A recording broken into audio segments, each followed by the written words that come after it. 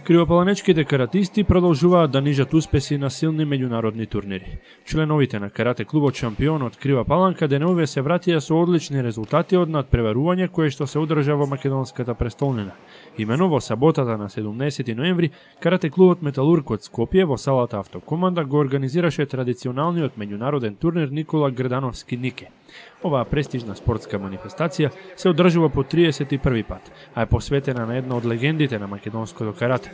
Традиционално надпреварувањето е едно од најсилните во Македонија, па и воопшто во регионот, со оглед на квалитетот и бројот на спортисти кои земаат учество.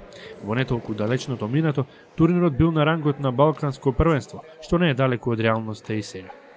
Годинава на престижниот настан учествуваа над 300 надпреварувачи од 30 клубови, кои покрај Македонија представуваа уште 3 земји од опкружувањето – Босна и Херцеговина, Србија и Бугарија.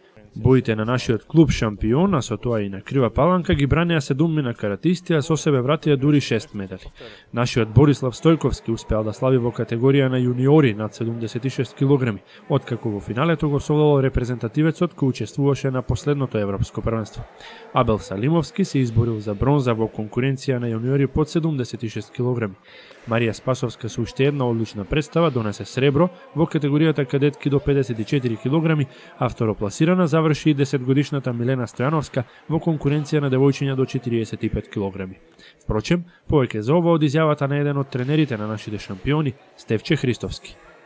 Ние редовно учествуваме на меморијалниот турнир Никола Грдановски Нике, кој е во организација на карате клубот Металург од Скопје, кој по 35 пат се одржува редовно секоја година во месец ноември. Така, на овогодишниот турнир зема учество повеќе од 300 надпреварувачи од Србија, Бугарија и од нашата држава.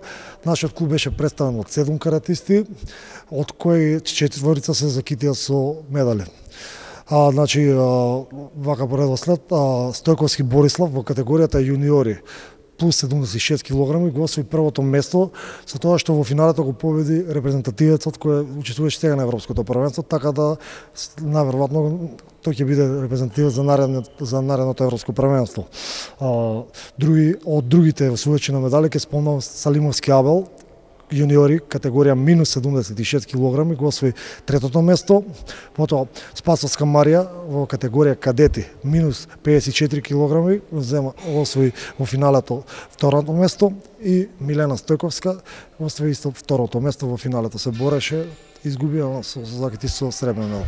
На ова само да додадеме дека освен од борбите, Кривопаланечката карате експедиција донесе и 2 дополнителни медала од надпреварувањето во кати, заслуга на Кристијан Димитриевски кој освои прво место во ката тим и трета позиција во индивидуална изведба.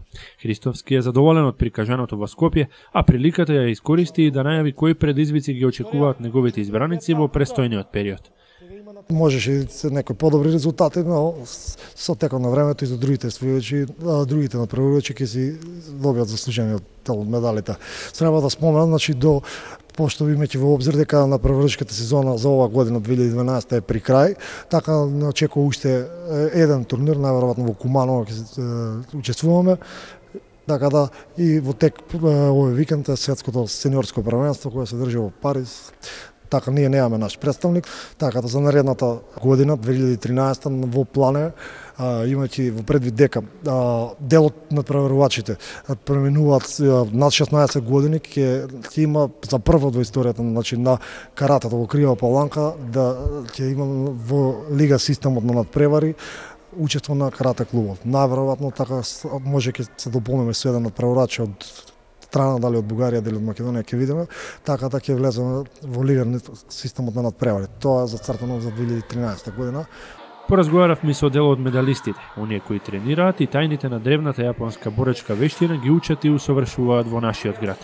Преостанатите се во Скопје. Во сабота надпреварот беше во Скопје. Имаше многу надпреварувачи, бидејќи меѓународен меморијален турнир, кој 31 пат се одржува. Во категорија 98 минус 54 килограми. Имаше многу надпреварувачи, каде што јас победив 3 борби и изгубив 4-та во финале. Добро, тоа значи кој медал? Заслужив сребрениот медал. Имаше ли голема конкуренција, имаше ли многу надпреварувачи? Да. Колка беше нашата експедиција, да се сеќаваш колку луѓе бевте од Крива Паланка? Па 7 мислам. Добро, во која категорија се надпреваруваш ти? Во машки 2001 или 2002 кати и ката тим 2001-2002. Конкуренцијата беше тешка. Па беше. И како помина? Гледаме медали. Па добро, освоив едно прво место и едно трето. Прво место во? Ката тим. А третото? Во ката. Милена Стојановска. Милена, колку години имаш и колку години тренираш ти карате? Имам 9,5 години, тренирам 3 години карате. Каде последен пат се надпреварувавте? Од каде ти е медалов? Скопје. Во Скопје? Се сеќаваш на надпреварувањето, како помина, да ни раскажеш нешто од атмосферата, дали беше тешко, имаше ли силни противници? Колку борби еве ти?